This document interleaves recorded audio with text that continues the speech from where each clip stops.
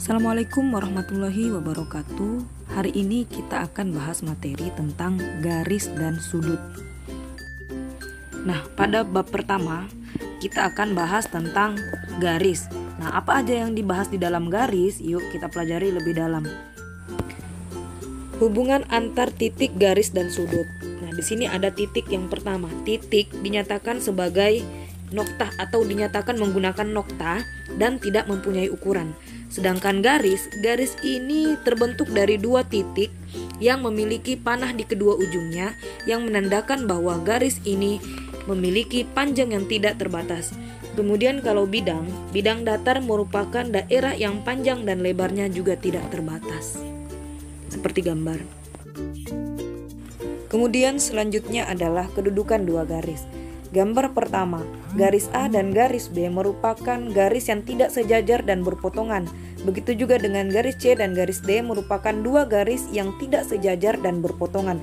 Maksudnya kalau kita lihat dari gambar A dan B, C dan D di sini ketika kita tarik terus garis, maka dia nanti akan berpotongan. Dan garis garis E dan F ini merupakan dua garis yang sejajar. Untuk gambar nomor 4, garis G dan garis H, dua garis yang sejajar. Garis I dan garis J merupakan garis yang berhimpit. Dan garis K dan garis L merupakan garis yang berhimpit juga. Untuk nomor 7, garis N dan garis M merupakan dua garis yang berpotongan. Untuk garis O dan P juga garis yang berpotongan. Garis Q dan R juga merupakan dua garis yang berpotongan dan tegak lurus. Nah, kita sudah tahu tadi apa aja yang dibahas di dalam garis dan tentang garis. Nah, kemudian kita akan pahami lebih dalam mengenai sudut. Sudut terbentuk dari dua sinar garis yang bertemu pada satu titik, misalnya pemanah. Sudut terbentuk antara tangan dan badan pemanah. Nah, untuk gambar pemancing, garis bantu merah sengaja ditambah untuk menunjukkan lebih jelas sudut yang terbentuk antara pemancing dan bidang datar, dan lain sebagainya. Nah, kemudian menentukan besar sudut yang ditentukan oleh jarum jam. Nah, bagaimana kita menghitung besar sudut berdasarkan jarum jam? Nah, di sini contoh ada jarum jam. Tentukan ukuran sudut yang dibentuk oleh jarum jam dan jarum menit ketika menunjukkan pukul 2.00. Nah, cara menghitungnya adalah cara menjawabnya sederhana sekali. Kita tulis dulu ke angka mana jarum jamnya. Jarum jamnya menunjukkan ke angka 2. Kemudian jarum menitnya menunjukkan ke angka 12. Ya, betul. Kemudian kita tulis dalam bentuk pecahan 2/12. Kita perkecil masing-masing dibagi 2 sehingga menjadi 1/6 putaran penuh. Nah, ini didapatlah kita 1/6 putaran. Kemudian dari 1/6 ini kita kalikan dengan satu lingkaran penuh. Satu lingkaran penuh itu berapa? Ayo. Satu lingkaran penuh itu ya 360 derajat. Maka 1/6 kita kalikan 360 sehingga menjadi 60 derajat. Mudah kan? Oke, selanjutnya kita akan coba lagi yang satu ini. Tentukan besar sudut yang menunjukkan pukul 6.00.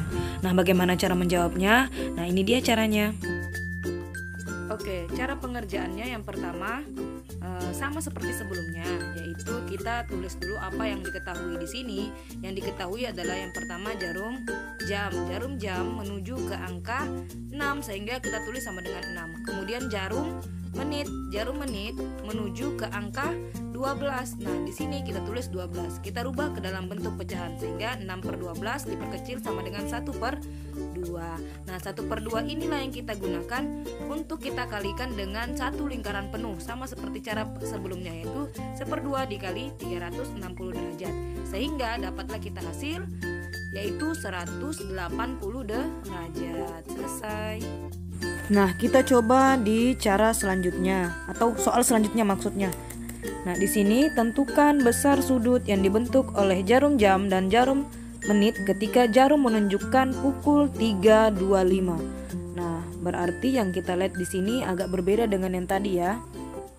Nah, cara pengerjaannya yang pertama kita perhatikan dulu jarum jam yang warna merah muda. Nah, di sini jarum tersebut menunjukkan 3 jam lebih 25 menit, ya kan? Nah, sehingga kita tulis 3/25 per 60. 3/25 per 60 kita rubah dalam bentuk pecahan.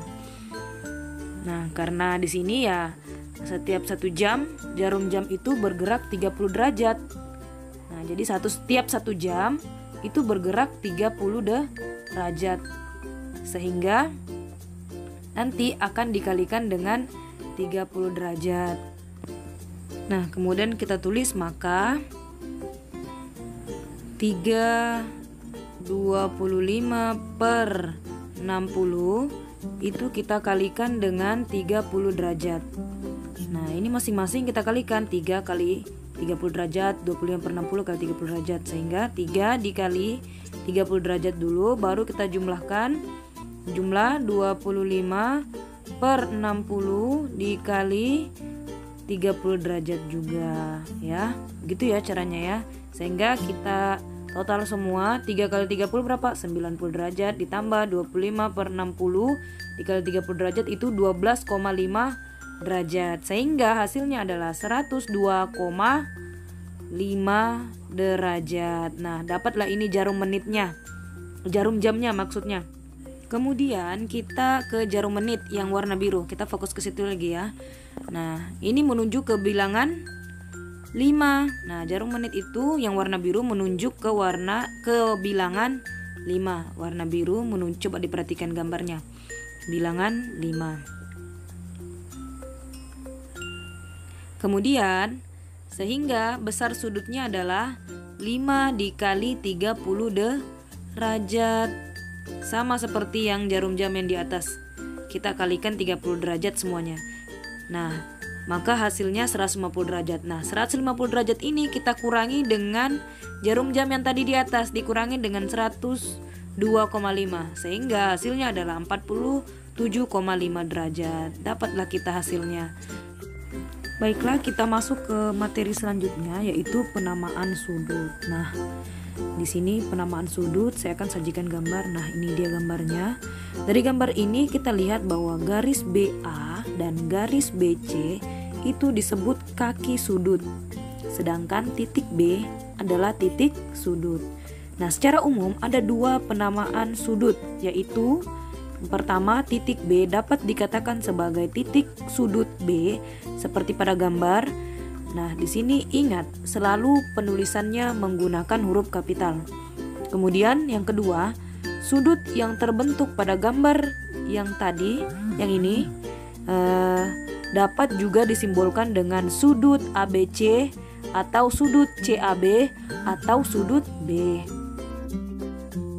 Nah, perlu kita kenalkan bahwa terdapat ukuran sudut standar yang perlu kita pahami.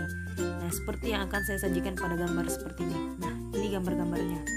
Nah, yang pertama saya akan kenalkan dulu sudut 0 derajat sampai dengan 90 derajat, atau sebut saja 90 derajat ke bawah itu disebut sudut lancip. Sudut 90 derajat itu namanya sudut siku. Sudut dari 90 derajat sampai sudut 180 derajat itu namanya sudut tumpul.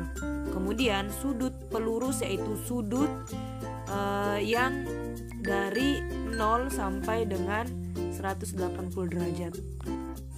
Oke, alhamdulillah, see you next video. Semoga video hari ini bermanfaat untuk kalian yang belajar di rumah. Dan untuk kalian yang mau request video apa selanjutnya, silahkan tulis di komentar. Dan selamat belajar di rumah. Dan jangan lupa subscribe dan nyalakan loncengnya. Oke ya. Sampai jumpa. Assalamualaikum warahmatullahi wabarakatuh.